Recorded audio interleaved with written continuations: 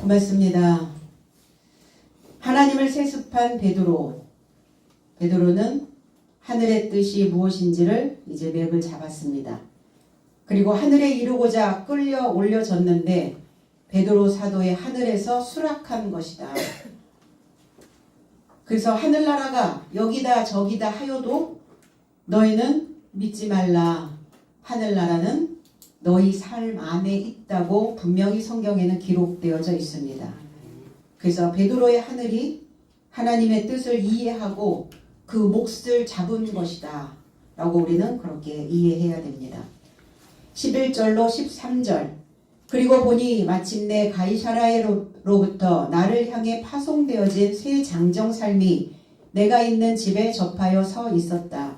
그래서 성령이 아무런 의심하지 말고 그의 삶과 함께 가라고 나에게 말씀하셨고 그래서 이 6 형제 삶도 나와 함께 가서 그 장정의 집에 들어갔다. 그러자 그의 집안에 서서 욥바의 장정 삶을 파송하여 베드로라 초청된 시몬을 부르라고 그에게 말하는 천사를 보았다고 그가 나의 삶에게 전하였다 그랬어요. 내가 우거한 집에 있었다. 내가 우거한 집. 베드로가 우거하고 있는 집, 머물고 있는 집은 고넬료의 집이었었죠. 그런데 베드로는 내가 우거하고 있다 이렇게 자기 자신을 에임이라고 하는 동사를 써서 내가 내 자신이 이렇게 표현을 하고 있습니다. 내가 있는 집 이렇게 표현합니다. 여기에서 이 집은 오이키아라고 하는 단어입니다. 거주하다. 그리고 집안 식구, 일가족 이런 의미입니다. 그리고 이 오이키아라고 하는 이 집은 어떤 집이냐? 하늘과 땅이 하나 되어진 곳입니다. 하늘과 그 땅에 있는 사람들이 땅에 접하여 살고 있는 사람들이 하늘과 지금 하나 되어져 있는 그 장소를 오이키아, 오이코스라는 단어를 씁니다. 그래서 그곳에 있는 자들을 가족이라고 말합니다. 그 가족, 집안 식구, 일가족 우리 그런 표현들 많이 하죠. 그럼 우리가 하나님의 가족이다. 하나님의 혈통이 되어지려면 반드시 오이키아 집에 거주해야 된다는 겁니다. 그래서 하나님을 믿는 것은 내가 하나님을 믿는 목적, 내가 교회를 다니는 목적이 무엇이냐면 내가 있는 집을 하나님의 말씀과 예수 그리스도의 증거로서 그 명료성이 손상되지 않도록 건축하고자 하는 겁니다. 결국은 집 짓는 거예요. 집을 완성시키고자 우리는 신앙생활을 하는 겁니다. 세상 사람들은 인생은 미완성이라고 얘기해요. 그러나 하나님의 나라에는 미완료된 삶은 완성되지 못한 집은 하나님 나라에 이르를 수 없다는 겁니다. 그러니까 우리가 교회를 다니는 목적을 분명히 알아야 되고 우리가 가고 있는 향방을 분명히 정할 수 있어야 된다는 거예요. 이제는 맹목적인 신앙, 방향이 없는 그런 신앙생활은 하나님 바라보시기에 아무 의미가 없다라는 거예요. 유다서 6절로 7절에는 또 자기 지위를 지키지 아니하고 자기 처소를 떠난 천사들을 큰 날의 심판에 영원한 결박으로 흥함에 가두셨으며 소돔과 고모라와 그 이웃 도시들도 그들과 같은 행동으로 인하여 다른 육체를 따라가다가 영원한 불의 형벌을 받음으로 거울이 되었느니라. 소돔과 고모라가 거울이 되었대요. 어느 해석은 자기 시작을 지키지 않고 오히려 자기 집을 떠난 사자 삶을 큰 날의 심판에 이르러 내세적 결박으로 암흑 아래 갇혔으니 소돔과 고모라처럼 그 주변 성읍 삶도 저 삶과 같은 방식으로 음행에 빠져서 다른 육체 뒤로 떠났으니 저 삶이 내세적 불의 형벌을 감내하는 견본을 앞에 놓았느니라. 성경은 우리에게 견본입니다. 어떻게 믿어야 하나님의 나라에 이르를 수 있고 어떻게 믿으면 불의 심판을 받을 수밖에 없는지 형벌을 받아야 되는 상황이 도래하는지에 대하여 성경은 분명히 기록해 놓고 있다는 겁니다. 유다서에서 자기 지위를 지키지 아니하고 지위가 아닙니다. 자기의 시작입니다. 자기의 시작을 지키지 않았다. 이 시작이라고 하는 단어는 아르케라고 하는 단어예요. 창세기 1장 1절에 나오는 단어입니다. 요한복음 1장 1절에 나오는 단어예요. 태초에라는 단어예요. 태초가 아닙니다.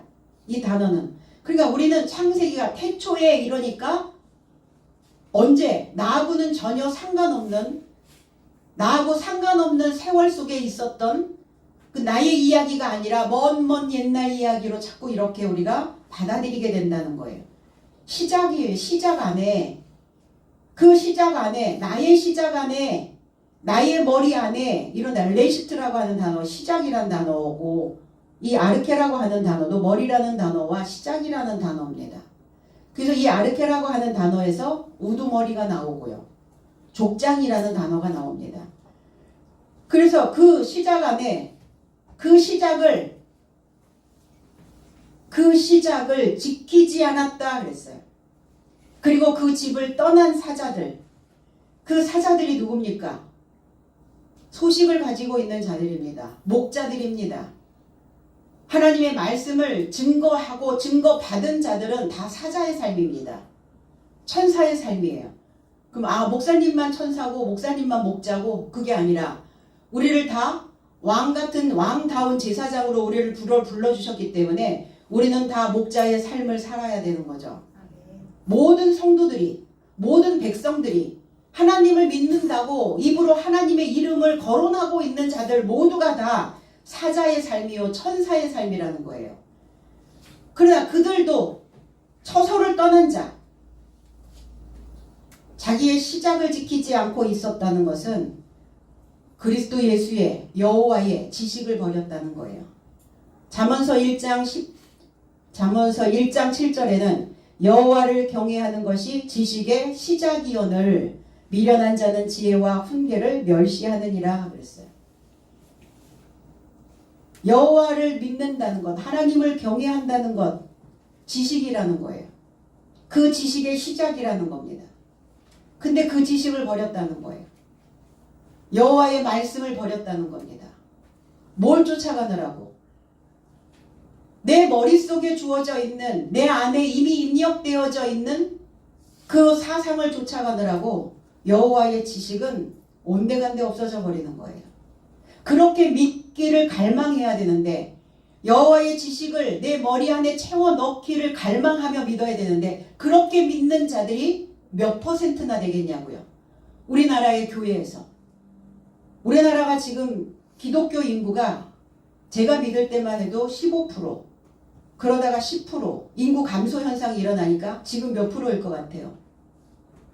10% 미만입니다. 그것도 천주교와 기독교를 같이 합쳐서 하나님의 이름을 부르고 있는 그 종교를 같이 합쳐서 그래 그 작은 퍼센트에 있는 사람들이 과연 그 여호와의 지식을 갈망하며 가고 있는 자들은 또 몇 퍼센트가 될까? 소수정예예요. 극소수라는 거, 극소수. 그래서 좁은 문으로 가는 자는 많은 자가 아닙니다. 그 환난의 길을 가는 자는 아주 적다라는 거예요. 미크로스라는 단어, 아주 적다. 눈에 보이지 않을 만큼 적은 숫자가 하나님의 나라를 이루어가고 있다는 게 놀라운 사건이기도 하죠. 하나님의 역사가 아니고서는 그걸 이루어갈 수가 없다는 겁니다. 소돔과 고모라에 대한 메시지가 계속 나오죠. 소돔이라고 하는 단어는 그슬리다, 불에 타다. 이 소돔이 사해 근처에 있는 장소입니다. 죽음 바다죠. 부패한 지도자를 소돔의 관원들이라 소돔의 포도나무다 이렇게 표현합니다. 죄의 형용사, 음행의 형용사를 이야기할 때 반드시 이 소돔이라는 단어가 나옵니다. 고모라는 쌓아올리다예요.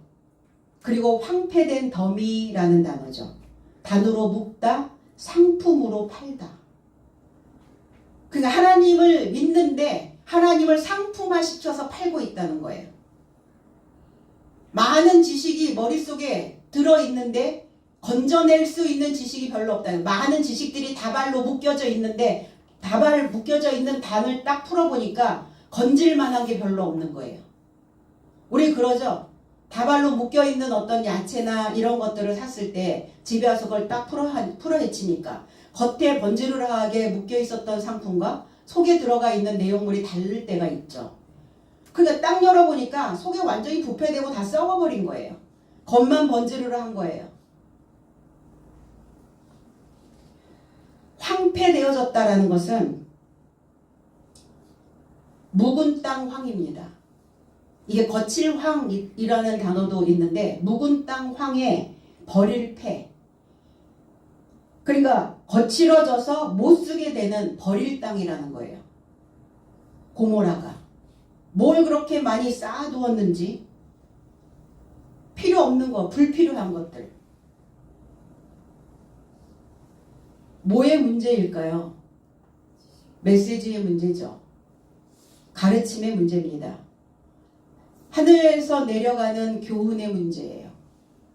구약으로부터 하늘은 두 하늘이에요. 쌍수의 하늘입니다. 그리스도 예수가 오셔서 십자가상에서 그 하늘을 하나의 하늘로 만들죠. 그 하나의 하늘이 되어서 이제 그 하나의 하늘이 하나님과 하나 된 하늘이 우리의 삶이 되어져야 되고, 그리고 신앙생활을 하고 있는 하나님의 백성들이 하나의 사상으로 통일되어져야 된다는 거예요. 그게 아직도 통일이 안 되고 있다는 겁니다. 하나님과 내가. 그러면 원수된 자들이죠. 그 원수된 자들은 무엇을 그렇게 많이 더미를 만들어 놨을까? 다발로 너무나 많은 다발들을 그들의 사상 속에, 그들의 삶 속에 담아놓고 있으면서 하나님을 믿는다는 증거를 내놓을 수 없는 그러한 상태에 있다는 거예요. 현실과는 아무런 상관도 없는 성경 이야기들을 메마르고 생명력을 잃어버린 그 태도로 나열하고 있는, 그러니까 그 메시지를 들은 성도들의 삶은 황폐하게 되어지고 결국은 황폐되어져 있는 묵은 땅, 묵어서 버려질 수밖에 없는 그 땅들의 상태가 자기 스스로의 그 삶을 갉아먹고 있게 만든다는 겁니다. 성경을, 말씀을 생명력이 없는 무기력한 것으로 전락시켜버렸다는 거예요. 이게 황폐된, 이게 소돔과 고모라의 땅입니다. 세 사람이 서 있었다 그랬어요. 말씀의 가닥을 잡은 장성한 자들입니다. 말씀의 몫을 분배받기 위해서 서 있는 자들이에요. 일으켜 서 있는 자, 생각을 고추 세우고 있는 자들. 이 서 있다라고 하는 이 단어는 연결되었다는 거예요. 연결되어 서 있다. 그래, 연결되어 서 있는 자를 현존하는 자다 이렇게 표현합니다. 하나님과 내가 연결되어져 있다면 그는 현재 존재하고 있는 자다. 사람들이 다 현재 살고 있다라고 말하지만 현재 존재하고 있는 사람들이 극히 드뭅니다. 과거에 있거나 아니면 생각이 미래에 있거나, 옛날에 내가 그랬어, 앞으로 내가 어떻게 살지? 다 이 생각을 하고 살아요. 그러니까 현재 나는 없는 거예요. 현재 내가 뭘 해야 앞으로 내가 어떻게 살아갈지에 대한 방향을 잡을 수 있는데 현존하지 않으니까, 연결되어 서 있지 않으니까, 가까이 서다 이런 의미예요. 연결되어 있으려면 하나님의 나라를 습격해야 된다는 겁니다. 천국은 침노하는 자의 것이다. 습격하는 자의 것이다. 빼앗는 것이다. 그 말씀을 빼앗아 오는 거예요. 빼앗아 온다는 것은 내가 열망하지 않으면 내게로 오지 않는다는 겁니다. 그냥 내 앞을 훅 지나가 버리는 거예요. 내가 붙잡아야죠.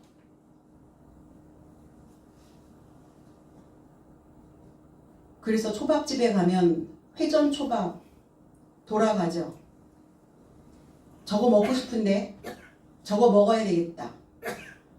눈독 들이고 있다가 내 앞에 오면 잡아야지 내 것이 되죠. 먹어야 되겠다, 잡아야 되겠다 생각하고 그냥 잡지 않으면 그냥 돌아가는 거예요. 우리의 신앙이 내가 아무것도 안 하고 가만히 있어도 자연적으로 자동적으로 내게 온다는 그 생각을 우리는 하지 말아야 돼요. 하나님 공평한 하나님이시니까 내가 무엇을 원하는지 알고 계시니까 그러니까 나는 행동하지 않아도 당연히 내가 원하는 것들을 내 앞에 아니면 내 입에 내 귀에 가져다 줄 것이다 라고 생각하는 거예요. 그렇지 않죠. 쟁취입니다. 그래서 말씀의 가닥을 잡은 장성한 자가 서 있었다. 연결되어 서 있었다. 누가복음 4장 39절에 예수께서 가까이 서서 열병을 꾸짖으신데 병이 떠나고 여자가 곧 일어나 그들에게 수종드니라. 원어 해석은 그리고 그는 그녀의 윗편에 접하여 서서 열병에게 경의를 포야하였고 그가 그녀를 놓아 주었다. 그러자 그녀가 즉시 일어나 저의 삶에게 봉사하더라. 이 사건이 어떤 사건이었냐면 시몬의 장모가 심한 열병에 붙잡혀 있었어요. 그래서 사람들이 그녀를 위해서 간청한 겁니다. 그녀가 열병에 그 속에 열이 식어질 수 있도록 그 열병으로부터 노임을 받을 수 있도록 기도하는 겁니다. 우리가 그래서 중보 기도의 힘이 위대함을 또 드러내고 있는 거죠. 이 열병이라고 하는 의미는 불이 붙다라는 의미를 가지고 있어요. 병이라는 단어는 없어요. 그냥 불이에요. 불 붙는, 불이 붙다, 불타오르는, 그래서 붉어지다, 빨갛게 되다 이런 의미를 내포하고 있습니다. 계시록 18장 18절에 그가 불타는 연기를 보고 외쳐 이르되 이 큰 성과 같은 성이 어디 있느냐 하며 그랬어요. 원어 해석은 그녀의 불의 연기를 보고 외치더라. 말하되 큰 성 모양이 어디냐. 이렇게 질문만 던져놓고 답을 주지 않습니다. 그 큰 성 모양이 어디냐.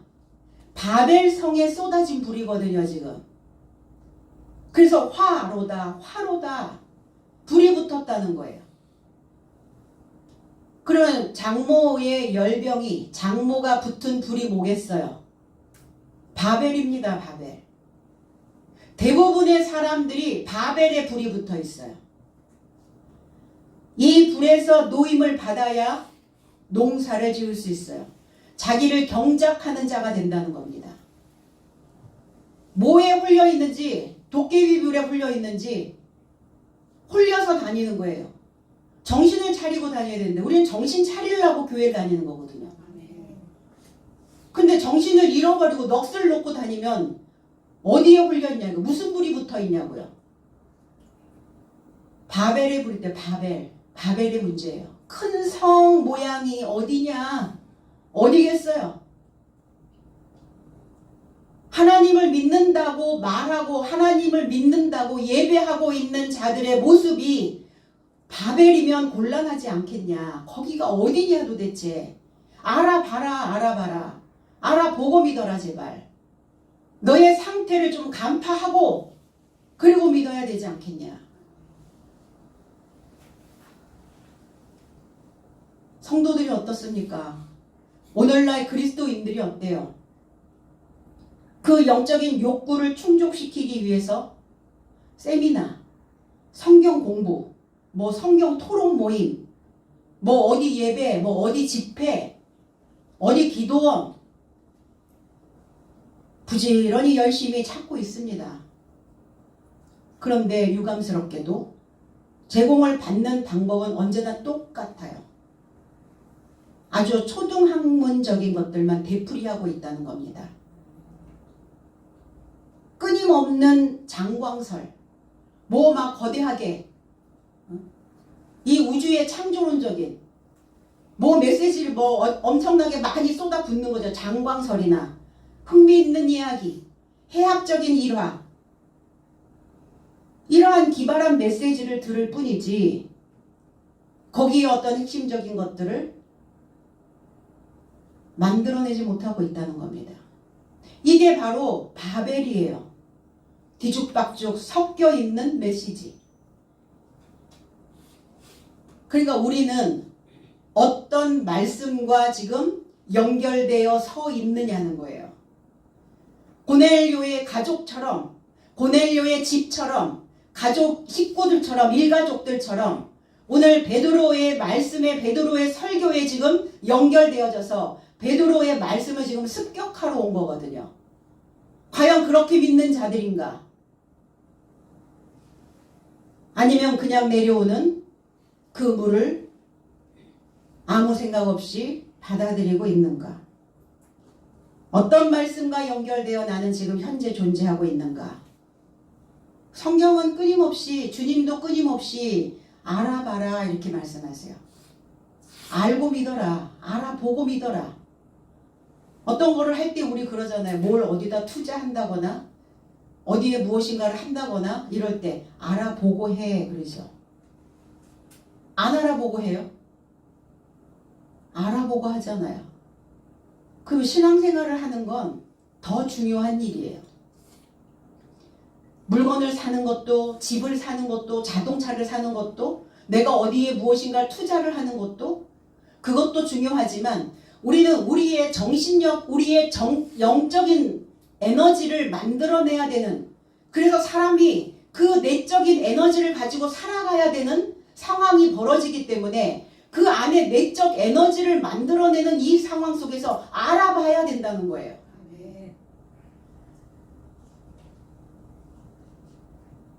그렇게 믿으라고 성경은 말씀하고 계시지 무턱대고 믿으라고 말씀하신 적 없어요. 무조건 믿으라고 말씀하신 적도 없어요. 무조건 나를 따르라고 하신 적도 없어요. 지각을 열어서, 생각을 열어서, 사고를 열어서 내가 이렇게 신앙생활을 하여도 괜찮은가를 따져보고 계산해보고 그리고 믿으라는 거예요. 분명하게. 그래야 이득이 아니겠어요? 그래야 이익이죠. 성령이 의심하지 말라. 의심하지 말라. 주저하지 마라. 성령께서 말씀하셨다고요. 거룩한 영이, 베드로에게 거룩한 그 영이 의심하고 있었으니까. 베드로는 의심이 많아요. 의심 많은 도마도 아니고 의심 많은 베드로. 그래서 사실은 의심이 나쁜 거는 아니죠. 의심해보고 분석해보고 사고해보고 그리고 믿을만 하면 던지는 거죠. 삶을. 그렇게 믿어보라는 거예요. 의심하지 말라. 마태복음 21장 21절에는 예수께서 대답하여 이르시되 내가 진실로 너희에게 이르노니 만일 너희가 믿음이 있고 의심하지 아니하면 이 무화과 나무에게 된 이런 일만 할 뿐 아니라 이 산더러 들려 바다에 던져지라 하여도 될 것이요 그랬어요. 원어 해석은 그러자 예수는 판단을 마치고 그들에게 이르되 진실로 나는 너의 삶에게 이르노니 만일 너의 삶이 믿음을 갖고 있어 통째로 의심하지 않는다면 무화과 나무의 열매를 맺을 뿐 아니라 오히려 이 산에게 들려져서 바닷속으로 던지워져라 말한다 하여도 될 것이니라. 이 산을 들어 바다에 던져라, 바다에 던져져라 해도 던져진대요. 그렇게 되어진대요. 무화과 나무의 열매를 맺힐 수 있대요. 무화과 나무가 열매 없이 쓸모없는 무화과 나무에게 잎사귀만 무성한 나무에게 열매를 찾지 못했고 열매가 너에게서 나오지 않게 되겠다고 하자 무화과 나무가 쓸모없이 말라지게 되었다 그랬어요. 무화과 나무에 이제 저주 뭐 이렇게 표현을 하죠. 잎사귀만 무성하다. 그래서 이 무화과 나무를 잠언서 27장 18절에는 무화과 나무를 지키는 자는 그 과실을 먹고 자기 주인을 시종하는 자는 영화를 얻느니라. 진리에 접근하는 거예요.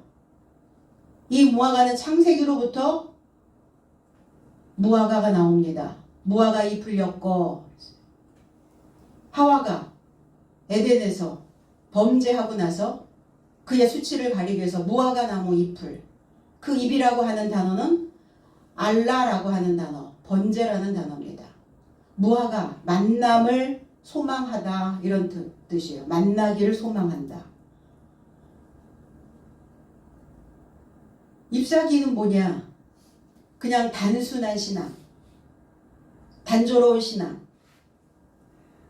그냥 가지에 붙어 있는 거예요. 뭐 하지 못하고, 퍼뜨리지 못하고, 그냥 나만 먹는 거죠. 나만. 가지, 나는 포도나무여 너희는 가지니 그랬어요. 제자들을 가지라고 표현합니다. 가지에 붙어 있는 것을 잎사귀라고 얘기해요. 그럼 배우긴 배웠는데 나만 아는 거지. 배웠는데 내놓지 못하는 거야, 열매를.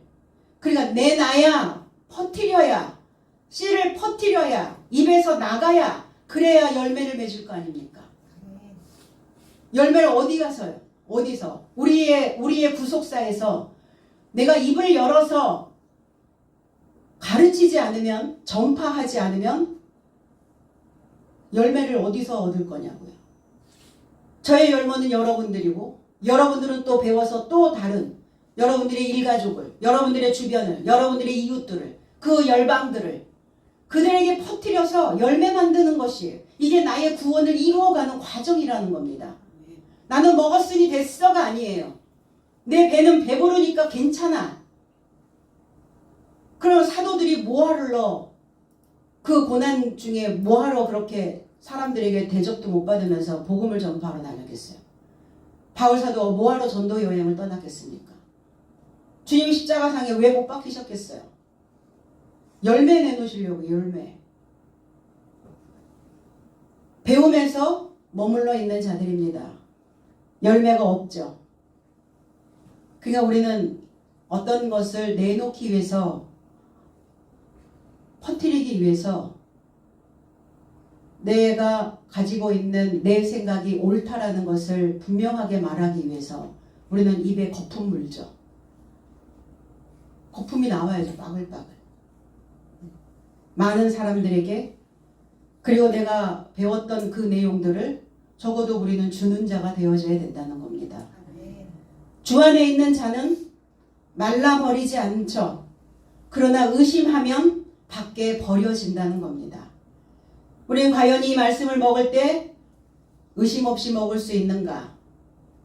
그럼 의심 없이 먹을 수 있으려면 거룩한 영이 되어져야 돼요.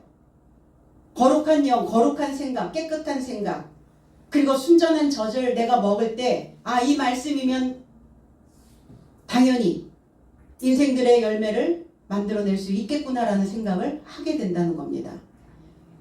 그 산을 들어 바다에 던지게 할 수 있다고요?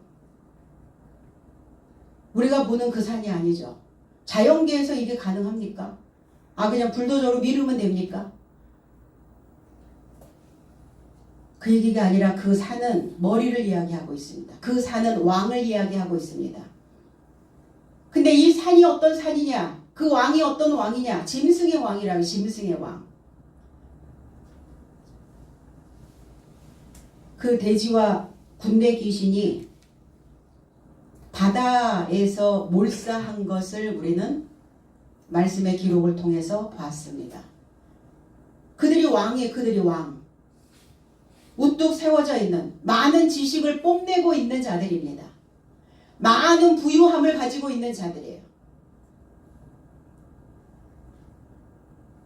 어떤 분이 책을 썼다고 하여 제가 책을 한 권 샀어요. 책을 쭉 열어보니까 다 문자적인 해석. 저는 뭐 프로필을 보니까 뭐 엄청나게 빵빵하더라고요. 굉장히 많이 기대를 했죠. 뭐 독일의 어느 신학대학의 유학파. 그래서 뭐가 조금 기대할 만한 내용들이 나올라나 책을 계속 보는데 그냥 다 문자죠. 더 이상의 어떤 내용은 나오지 않는. 물론 거기에 헬라어도 조금씩 단어들이 들어가 있더라고요. 그런데 그냥 문자에 또 갇혀버리는. 지식을 뽐내고 있는 사람들입니다. 그러니까 그 산을 들어 바다에, 말씀의 바다에 던져지게 할 수 있다. 나의 머리를 누가 가르치고 있는가? 내 머리를 누가 다스리고 있는가예요. 머리에서 나오는 내용 가지고 사람들은 살아갑니다. 머리에서 나오는 숫자 가지고 계산을 하며 살아갑니다. 머리에 들어있는 지식을 가지고 사람들은 그 지식을 사기도 하고 팔기도 하며 살아갑니다. 머리의 문제라는 거예요. 그래서 그리스도 머리로 오신 거예요. 여자의 머리 남자, 남자의 머리 그리스도, 그리스도의 머리 하나님. 그 머리는 하나님께 붙잡혀야 되는 거예요. 그 여자는 배움에 있는 자들이죠. 남자는 씨를 이미 만들어 놓은 자들이에요. 그러면 남자는 목자들입니다. 사자들입니다. 그러면 그 머리가 그리스도 머리가 되어져야 되고 하나님의 머리가 되어져 있어야 되는데 그 머리에서 나오는 내용이 무슨 내용이냐는 거예요. 그 머리에서 나오는 것을 가지고 성도들에게 어떻게 먹이고 있느냐는 거예요. 그 목자들은 각성해야죠. 오늘날 이 교회들이 무엇 때문에 문제가 발생이 되고 있는가? 왜 이 교회들이 신뢰도를 잃어버렸는가? 가르침의 문제라는 거예요.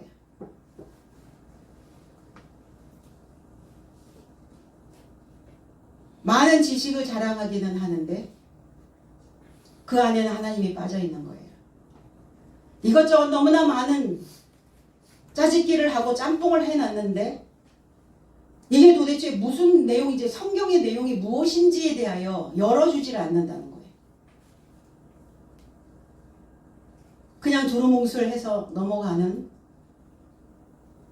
그러한 이야기, 재밌는 이야기일 뿐이라는 거죠. 6 형제와 함께 갔다고요. 6 형제. 함께 간 6 형제. 6째 날이 성취되게 되는 겁니다. 성취. 6째 날이 이르르고 있다라는 것을 말씀하고 계시는 거예요. 6째 날 뭘 하셨나? 창세기 1장 30절에는 또 땅의 모든 짐승과 하늘의 모든 새와 생명이 있어 땅에 기는 모든 것에는 내가 모든 풀을 먹을 거리로 주노라 하시니 그대로 되니라. 저녁이 되고 아침이 되니 이는 6째 날이니라 그랬어요. 땅에 있는 모든 짐승들, 하늘을 나는 짐승, 땅에 기어다니는 짐승, 모든 짐승들에게 푸른 풀을 먹을 거리로 준다고요. 푸른 풀이 무엇입니까? 그리스도가 푸른 초장으로 인도하시는, 무엇인가 싹을 틔우는, 뭔가 새로운 메시지가 올라오는, 새로운 개념을 끊임없이 알게 해주는 바로 사도들이죠. 그러면 짐승들이 먹을 거는 푸른 풀. 말씀 부지런히 연구하고 양분 받아들이고 빨아들여서 땅에 있는 에너지 빨아들이고 하늘에서 교훈 그것도 받아들이고 그거 부지런히 연구해서 내놓는 양식. 그 푸른 풀이에요. 항상 신선한 거죠. 오늘 신선한 풀을, 신선한 양식을 먹을 것입니다. 그리고 또 사도들은 반대로, 그러니까 먹고 먹고 그걸 하는 거예요. 그러면 사도들이 짐승들을 먹는다는 것은 무슨 의미냐? 가르친다는 거예요. 그러면 푸른 풀을 짐승들이 먹는다는 것은 무슨 의미냐? 가르침을 받는다는 겁니다. 그래서 열방들은 푸른 풀을, 사도들은 짐승들을 먹을 거리로 만들어내는 겁니다. 그래서 하나님의 형상을 따라 모양대로 사람을 창조하시는 거예요. 그게 6째 날이었어요. 베드로 사도가 지금 고넬료의 집에서 하고 있는 일이, 베드로 사도는 푸른 풀이고 고넬료에 있는 그 집에 있는 형제들은, 그 가족들은 다 짐승의 모습이었고, 왜? 베드로가 기도할 때 내 귀퉁이에 내 머리가 묶여있는 그 보재기에 짐승들이 있었거든요. 그러니까 베드로에게 잡아먹으라 하시잖아요. 짐승은 사람의 입에서 나오는 그 교훈을 먹어야 하나님의 형상으로 창조되어질 수 있습니다. 그러니까 이 말씀 66강 우리가 한글을 읽으면 다 알만한 그런 내용이 아니라니까요. 성경은 문자 그대로 전달되어져서는 그 짐승의 생각들을 먹게 할 수가 없어요. 잔치집에 갔는데 먹을 게 하나도 없어, 이렇게 얘기하죠. 아유, 그걸 먹으라고 내놨어? 이런 표현들 하잖아요. 그럼 우리는 왜 예배를 드리면서 왜 그러한 마음들이 안 올까? 아, 먹을 게 하나도 없네 오늘. 목사님 설교에. 그럼 그냥 참습니까? 우리 음식점에 가서 먹을 게 하나도 없는데 그냥 꾸역꾸역 먹고 나오지는 않잖아요. 한마디나 하잖아요.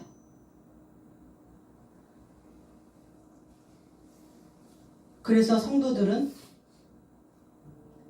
목자를 먹어야 해요. 먹을 수 있도록 해달라고 요청하셔야 됩니다.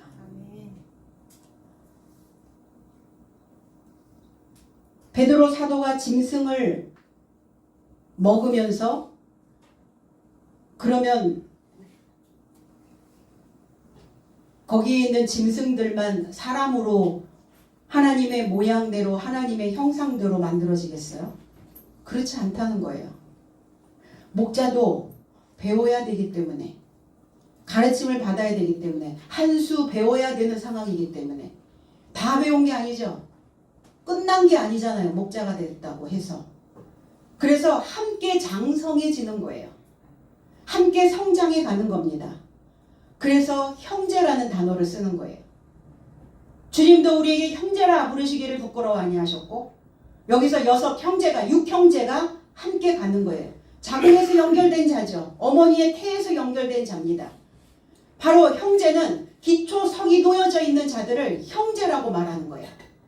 내가 가지고 있는 기초와 내 형제가 가지고 있는 기초가 같아야 된다는 거예요. 그들을 형제라고 얘기하는 겁니다. 나는 하늘로 가는데, 나는 하늘로 상승하고 있는데, 늘 내 삶이 상승 곡선을 그리고 가는데 내 형제가 늘 바닥에서 헤매고 허덕거리고 살고 있으면 보기 좋겠습니까? 보기 좋지 않잖아요.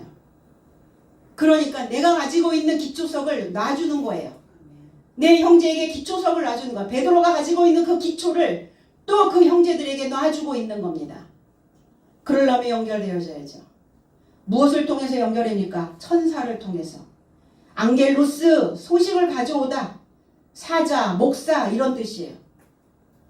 그 소식을 가져오는데 권유하다, 운반하다. 우리는 뭐 하는 자냐? 운송자입니다. 운송. 하늘의 소식을 운송하는 자입니다. 배송해야죠. 그러니까 잘못 배송하면,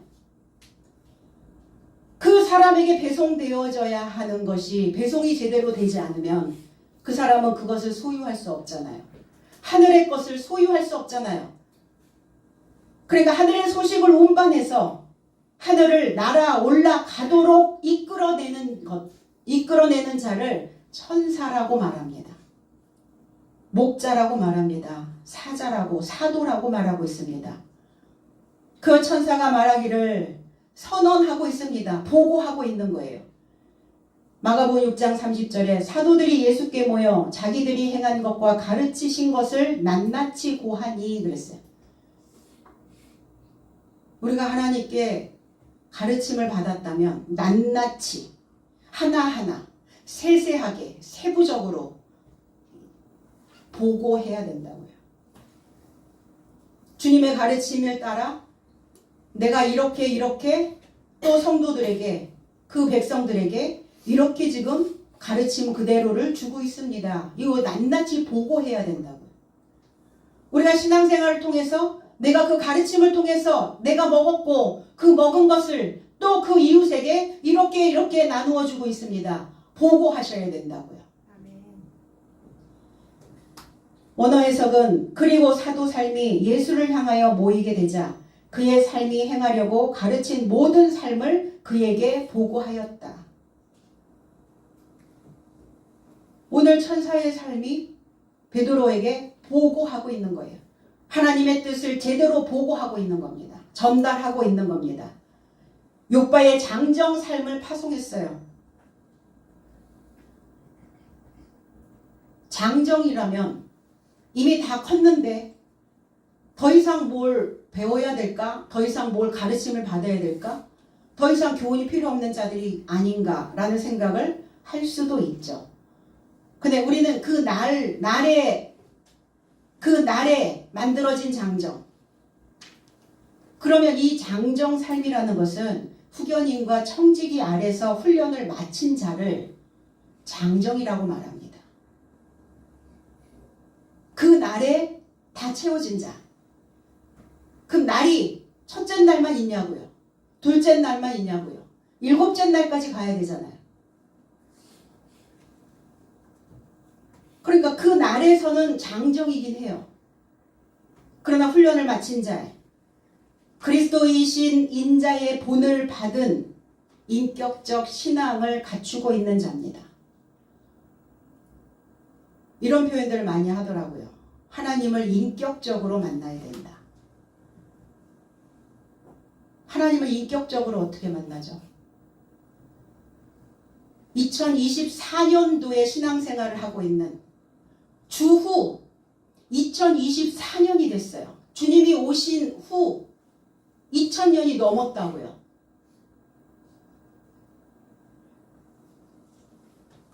그런데 어떻게 하나님과 내가 인격적으로 만날 수 있냐고요. 그건 불가능한 일이죠. 그리스도 예수의 장성한 자의 분량까지 가야, 그래야 그리스도의 인격, 인자의 인격, 사람의 아들의 인격, 그 인격이 되어져야, 그리스도의 인격이 되어져야 하나님을 인격적으로 만날 수 있는 거예요. 우리는 거기까지 도달하지도 못했는데, 도달하지도 못한 상황에서 내가 하나님과 인격적으로 만날 수 있다고요? 그 어폐가 있죠. 그 앞뒤가 안 맞는 얘기라는 얘기예요.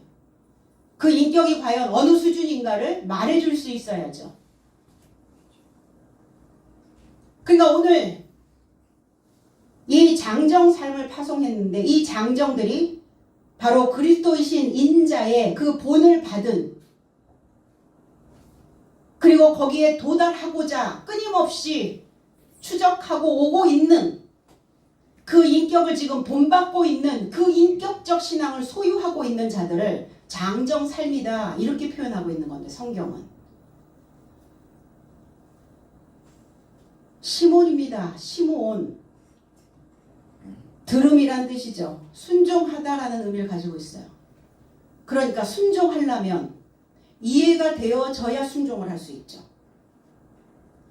말씀하시는 게 어떤 내용인지 이해가 되지 않습니다. 깨달아지지 않습니다. 잘 모르겠습니다. 순종이 될까요? 순종이 될 수가 없죠. 그러니까 이해할 수 있도록 가르쳐서 순종하게 만들어야 되는데, 이해할 수 없도록 그냥 던져만 놓고 순종하라고 하니까 순종이 안 되는 거죠. 그냥 순종하는 것 같이 느껴지는 거죠. 자, 시몬은 듣는 자였어요. 순종한 자예요. 그러니까 말씀의 깨달음을 터득하고 있다는 겁니다. 그 말씀을 이해하고 있다는 거예요. 오늘 시몬 베드로를 초청했는데 그 요바에 있는 자들이 어떤 베드로를 초청했겠어요? 그냥 글자 읽어주는, 책 읽어주는, 성경책 읽어주는 베드로였겠습니까? 아닙니다. 성경을 해석할 수 있는 해석자를 초청한 겁니다. 이해하고 있으니까, 해석할 수 있으니까, 들었으니까, 들었다는 것은 이해했다는 것이고, 이해했다는 것은 해석됐다는 얘기예요.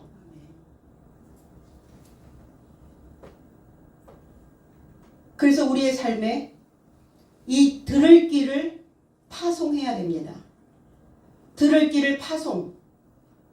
듣고 이해할 수 있도록 핵심적인 내용을 전달하기 위해서 이게 시몬이라고 하는 이 단어를 풀어보니까 진리로 연마된 생명샘. 그러니까 반드시 진리가 있어야 그 진리로 연마를 할 수 있고 나 자신을 탕마할 수 있다. 갈아낼 수 있단 말이에요.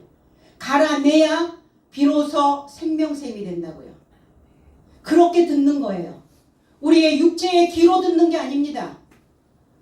진리가 있어야 그 진리로, 그 물로 나를 씻어내고 나를 연마하여서 연마된 내가 연마되었다는 것은 뭡니까? 부풀려져 있는 것이 축소되는 거예요. 거대하게 있는 바벨이 이제 하나의 어떠한 것을 붙잡고 가는 겁니다. 그 불필요한 것들은 다 너덜너덜 있는 것들은 다 군더더기들을 다 쳐버리는 거예요. 불필요한 것들을. 이게 바로 시몬이라는 거예요. 시몬은 온고지신을 전하고 있습니다. 온고지신은 따뜻할 온, 옛고, 알지, 새신이라는 뜻인데 이 온고지신이라고 하는 단어는 논어 위정에 나오는 단어이기도 합니다. 온고는 옛것을 익혀서 옛것을 익히다라는 단어가 온고라는 단어예요. 지신이라는 단어는 새것을 알다 이런 뜻이에요. 그 온고지신을 풀면 옛것을 익혀서 새것을 알면 스승이 될 수 있다. 이전의 것을 성경을 내 마음대로, 내 생각대로, 내 열기대로 내가 가지고 있는 불로 가열해서 가열을 하면 어때요? 변형이 오겠죠. 그러니까 성경의 질서를 가열하고 변형시키는 게 아니라 있는 그대로의 그 말씀을 해석을 통해서 새로운 것을 기억시키는 것. 그 새로운 것을 기억시키는 것이 들려졌다면, 오늘 나의 삶에서 들었다면, 들은 것을, 이해한 것을 들려줄 수 있는 이 시몬을 파송해야 된다는 겁니다. 저와 여러분들의 삶에도 이미 시몬이 파송되어져 있고, 시몬을 파송했다면 또 내가 전해야 되는 그들에게 시몬을 파송해 줄 수 있어야 돼요. 그러려면 이해할 수 있도록 줘야죠.